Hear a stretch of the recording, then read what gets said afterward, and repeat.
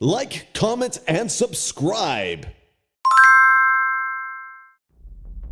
अभिनव की जिंदगी रातों रात पलट चुकी थी। उसके साथ जो हुआ उस पर उसे अभी तक यकीन नहीं हो रहा था। उसके हाथ में अपने पिता की तस्वीर थी, लेकिन उस तस्वीर में वो गुस्से से भरी आंखों से राणा को देख रहा था। अगर उसका बस चलता तो वो अभी के अभी राणा का सिर काटकर अपने पिता की मौत का बदला ले लेता। जब अकरम ने अभिनव को इस हाल में देखा तो बोला, मैं तुमसे पूछना ही भूल गया, तुम इतने सालों तक कहाँ थे? अभिनव ने अपनी दर्द और गुस्से भरी आंखों से अकरम को देखा और बोला, पापा के जाने के बाद मेरी परवरिश एक अनाथ आश्रम में हुई। उस सालों बाद मैं वहां से बाहर निकला और काम करने लगा ताकि अपनी पढ़ाई का खर्च उठा सकूं। लेकिन आप लोग इस दौरान मुझे ढूंढने क्यों नहीं आए? अकरम ने यह सुन अपनी पलक झपकाई और कहा, ऐसा नहीं था कि हमने तुम्हें ढूंढा नहीं, लेकिन संजय के जाने के बाद माफिया वर्ल्ड में अफरा तफरी मच गई थी। हम उसे भी संभाल रहे थे और तुम्हें भी ढूंढ रहे थे, पर इस सब के बीच वक्त के साथ तुम्हारा चेहरा बदलता जा रहा था, इसलिए तुम्हें ढूंढ पाना बहुत मुश्किल हो गया था। खैर, अब तुम आ गए हो तो मोंटी और बाकी लोग तुम्हें देखकर खुश हो जाएंगे। मोंटी का नाम सुनते ही अभिनव को गुस्सा आ गया था। मोंटी एक गद्दार का बेटा था। अभिनव ना तो उस गद्दार के बेटे से मिलना चाहता था और ना ही बात करना चाहता था। अभिनव ने कहा, लेकिन मुझे तो कभी मेरे पापा ने इस माफिया ग्रुप के बारे में नहीं बताया। अगर ऐसा कुछ था तो वो मुझे पहले बता सकते थे ना। तब तुम बहुत छोटे थे, शायद वो तुम्हें सब चीजों से दूर रखना चाहते थे, लेकिन मेरा यकीन करो, हम सच में तुम्हें ढूंढ रहे थे। और अब तुमसे मिलने के बाद मुरझाया हुआ द माफिया किंग फिर से जिंदा हो जाएगा। इतना कहकर अकरम कमरे में रखी एक टेबल की तरफ बढ़ने लगा था। इधर अभिनव के मन में कई सारे सवाल उठ रहे थे। उसे समझ नहीं आ रहा था कि राणा का राज अकरम और बाकी लोगों को पता क्यों नहीं चला और क्यों एक गद्दार का बेटा अभिनव की गद्दी पर बैठा हुआ था। इससे पहले कि अभिनव अपने आप को कोई जवाब दे पाता, अकरम उसके पास आया और उसने अभिनव को 50 करोड़ रुपए का एक चेक थमा दिया। इसे रख लो, जब तक तुम वापस टाइगर की पोजीशन पे नहीं आ जाते तब तक तुम्हें इसकी जरूरत पड़ने वाली है। अभिनव ने अकरम के हाथ से चेक लिया और उसे देखने लगा। उसकी जिंदगी पलट तो गई थी, लेकिन अभी भी ऐसे कई सवाल थे जिनके जवाब उसे नहीं मिले थे। इसके बाद अभिनव और अकरम उस कमरे से बाहर निकलने लगे। अकरम ने जाते हुए कहा, तुम्हारी असली पहचान के बारे में किसी को भी खबर नहीं लगनी चाहिए, इसलिए जैसे जीते आ रहे थे वैसे ही जीते रहना। अभिनव ने हाँ में सिर हिलाया और दोनों कमरे से बाहर आ गए। इधर अनन्या चिंता भरी आंखों से उस कमरे के दरवाजे को देख रही थी जिसमें अभिनव और अकरम थे। वो ये जानने के लिए बेताब थी कि उन दोनों के बीच अंदर क्या बात हो रही थी और अभिनव को आने में इतनी देर क्यों लग रही थी। इतने में देवेन ने हंसते हुए कहा, लगता है इस अभिनव को अपनी ही दवा चखने को मिल गई। इस पर सनी ने कहा, कितने दुख की बात है ना? बेचारा मरने से पहले अपनी बीवी के साथ ऐश भी नहीं कर पाया। ये सुन अनन्या को झटका लगा। वो जानती थी कि अकरम के लिए किसी को मारना कोई बड़ी बात नहीं थी। अकरम सर इन जैसे गटर के चूहों को बर्दाश्त नहीं करते हैं, वो उन्हें साफ कर देते हैं। ये भी बचने वाला नहीं है। देवेन ने कहा, हाँ, बेचारा सच में शादी करके मर गया। सनी ने कहा और दोनों जोर जोर से हंसने लगे। अनन्या को यह सुनकर बुरा लगा। कोई इंसान किसी दूसरे इंसान की मौत पर खुश कैसे हो सकता था? उसने कहा, प्लीज उसके बारे में इस तरह की बातें मत करो। इस पर देवेन ने कहा, तो और क्या करे, जिसके जैसे लक्षण होंगे उसके बारे में वैसे ही तो बातें होगी। देवेन यार, वो सही कह रही है, ठीक है ना अनन्या? हम उसके बारे में ऐसी बातें नहीं करेंगे। वैसे भी मेरे दादाजी कहते हैं, मरे हुए लोगों के बारे में गलत बात नहीं करनी चाहिए। सनी ने इतना कहा और फिर से दोनों ठहाके मारकर हंसने लगे। इससे पहले कि अनन्या कुछ कहती, कमरे का दरवाजा खुल गया।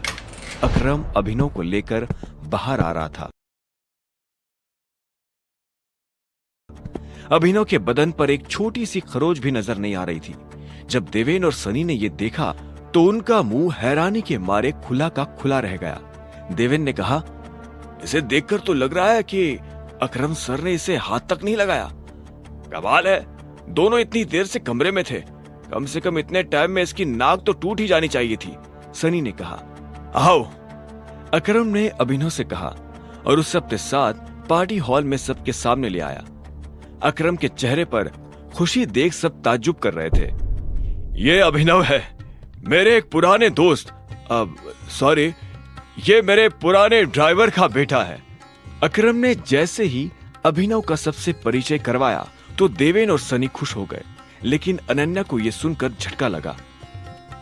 एंजॉय द पार्टी, इतने में अकरम ने कहा और अभिनव को अकेला छोड़ बाकी लोगों से मिलने के लिए निकल गया। देवेन और सनी को अभी तक समझ नहीं आ रहा था कि अकरम अभिनव को इतना भाव क्यों दे रहा था। अभिनव को इस बात से कोई लेना देना नहीं था कि सनी और देवेन उसके बारे में क्या सोच रहे थे। उसकी आंखों के सामने बस रह रहकर अपने पिता की शक्ल आ रही थी। उसे वो रात याद आ रही थी जिस रात को राणा ने संजय को गोली मारी थी। अभिनव को यह भी याद आया कि उसे खुद भी गोली लगी थी, लेकिन उसकी किस्मत अच्छी होने की वजह से वो बच गया था। उधर जब अनन्या ने देखा कि अभिनव ठीक है तो वो अभिनव के पास आई और बोली, मुझे नहीं लग रहा था कि तुम अपने पैरों पर बाहर आ पाओगे। अच्छा, तुम्हें मेरी इतनी चिंता हो रही थी? रत्ती भर भी नहीं, लेकिन तुम्हें अपनी चिंता होनी चाहिए। अगर जिंदा रहना चाहते हो तो जरा बचकर रहो, अनन्या ने कहा। इतने में सनी और देवेन भी अभिनव के पास आकर खड़े हो गए। अकरम सर ने तुझसे अंदर क्या बात की? देवेन ने पूछा। अभिनव ने उसे घूरते हुए देखा और कहा, उन्होंने कहा कि अगर देवेन जैसा गधा तुमसे यह सवाल करे तो उसका जवाब मत देना। और अभिनव हंसते हुए वहां से आगे निकल गया। हरामखोर, देवेन ने उसे गाली दी, लेकिन अभिनव पर उसका कोई असर नहीं हुआ। उसके दिमाग में इस वक्त पहले से ही कई जरूरी चीजें घूम रही थी। इसके बाद पूरी पार्टी के दौरान अनन्या ने अभिनव से कोई बात नहीं की। वो दोनों अनन्या की गाड़ी में बैठ गए। अभिनव ने ड्राइवर से कहा, मेरा घर यहां से पास है, पहले आप वहां लेना। यह सुनते ही अनन्या झेपते हुए बोली, तुम ये सोच भी मत लेना कि मैं तुम्हारे साथ तुम्हारे घर में रहने आ रही हूं। अगर तुम्हारी खुद की हालत ऐसी है तो तुम्हारे घर की हालत कैसी होगी? मैं तुम्हारा पति हूं, तुम मेरे घर में नहीं रहोगी तो किसके घर में रहोगी? अभिनव ने उसे छेड़ते हुए कहा, अपने ये 2 कौड़ी का लॉजिक अपनी जेब में डालो और मुझे ये बताओ कि कल तुम मेरे बिस्तर में कैसे आए? यही सवाल तो मैं भी तुमसे पूछना चाहता हूँ। अच्छी बात है, मैं तुम्हारे साथ तुम्हारे घर नहीं आ रही, मैं अपने घर जा रही हूँ। और अगर मुझे मजबूरी में तुम्हारे साथ रहना पड़ा तो भी मैं तुम्हारे साथ नहीं, तुम मेरे साथ रहोगे, मेरे घर में, मेरे बाकी नौकरों की तरह, अनन्या ने कहा और सामने देखने लगी। कुछ देर के बाद अनन्या का घर आ गया था। वो नीचे उतरी और जोर से दरवाजा लगाकर घर के अंदर चली गई। अभिनव ने पहले उसे देखा और फिर अपनी उंगली में पहनी हुई उस अंगूठी को देखने लगा। अगर आज वो अंगूठी नहीं होती तो पता नहीं उसके साथ क्या होता। अनन्या को छोड़ने के बाद अभिनव अपने घर आ गया था। अगली सुबह जब अभिनव का अलार्म बजा तब वो फिर से वही सपना देख रहा था। अलार्म की आवाज सुन वो झटके से उठा और अपने बिस्तर पर बैठ गया। उसने उठते ही मन सबसे पहले अकरम को धन्यवाद दिया, जिसने उसके पिता की कंपनी को इतने सालों बाद भी जिंदा रखा, लेकिन साथ ही उसे अपने पिता को खोने का मलाल भी था। इसी ख्याल के साथ अभिनव बिस्तर से उठा और अपने काम पर जाने के लिए तैयार होने लगा। अकरम के हिसाब से उसकी डिलीवरी बॉय की जॉब उसे अपनी पहचान छुपाने में काफी मदद कर सकती थी। अभिनव ने अपनी जेब में अकरम का दिया हुआ चेक डाला और घर से निकल गया। 1 घंटे के बाद जब वो अपनी बाइक से ऑफिस आया और कॉरिडोर में चलने लगा तो उसके पीछे से आवाज आई, ए डिलीवरी बॉय। यह आवाज उसके साथ काम करने वाले हरीश की थी। हरीश उसे चिढ़ाने की कोशिश कर रहा था। उसे ऑफिस में अपना काम करने की नहीं, अभिनव को चिढ़ाने की तनख्वाह मिलती थी। हरीश उससे ज्यादा पैसे कमाता था, इसलिए वो अभिनव को हीन भावना से देखता था। अभिनव ने कहा, कुछ काम है, मुझे देर हो रही है। बॉस तुझे बुला रहे हैं। और कल बिना बताए कहाँ चला गया था तुम? अपने बाप की बारात में? ये सुन अभिनव की नसें गुस्से में फटने को आई थी। वो चाहता तो अभी हरीश के सारे दांत एक मुक्के में अलग कर सकता था, लेकिन उसने अपने आप को शांत किया और उसकी बात का जवाब दिए बिना अपने बॉस के कैबिन की तरफ बढ़ने लगा। Good morning sir. अभिनव ने कैबिन के दरवाजे में से थोड़ा सा झांकते हुए कहा।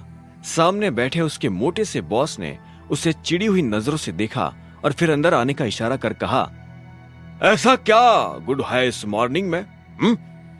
अभिनव के पास इस सवाल का कोई जवाब नहीं था। ऐसे में उसके बॉस ने आगे कहा, तू कल बिना बताए एब्सेंट कैसे हो गया है? अभिनव के पास इस बात का भी कोई जवाब नहीं था। वो चाहता तो अपने बॉस को कोई बहाना बनाकर टाल सकता था, लेकिन अभिनव झूठ नहीं बोलना चाहता था। ऐसे में उसके बॉस ने फिर से कहा,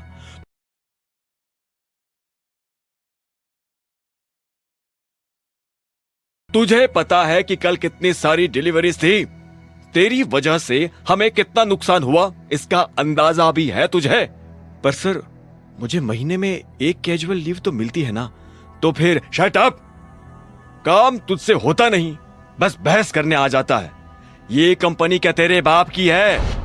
ये सुनते ही अभिनव का पारा गर्म हो गया। उसने गुस्से में अपनी मुट्ठी भींच ली और घूरते हुए अपने बॉस को देखने लगा। घूर क्या रहा है? अपना सामान बांध और चुपचाप निकल यहां से। You are fired. अभिनव को यह सुनकर झटका नहीं लगा। असल में वो जानता था कि उसके साथ ऐसा कुछ बहुत जल्दी हो सकता था। उसका बॉस और देवेन एक दूसरे को बहुत अच्छी तरह से जानते थे। कल पार्टी में अभिनव ने देवेन को जिस तरह से जवाब दिया, उससे उसे समझ आ गया था कि आज नहीं तो कल ये होकर रहेगा। ऐसे में अभिनव ने बॉस से कहा, ठीक है सर, मैं जा रहा हूं। इस महीने मैंने जो भी काम किया उसकी सैलरी दे दीजिए। कल जो तेरी वजह से हमारा नुकसान हुआ, अगर मैं उसकी भरपाई तेरी सैलरी से भी करूं तो भी तुझे 10,000 रुपए अपनी जेब से देने पड़ेंगे। शुक्र मना, मैं वो नहीं मांग रहा हूं। अब निकल यहां से। ये आप क्या बोल रहे हैं सर? मैंने पूरे महीने काम किया है। एक दिन नहीं आया तो आपका 25,000 का नुकसान हो गया। मैं तब तक यहां से नहीं जाऊंगा जब तक मुझे मेरी सैलरी नहीं मिल जाती।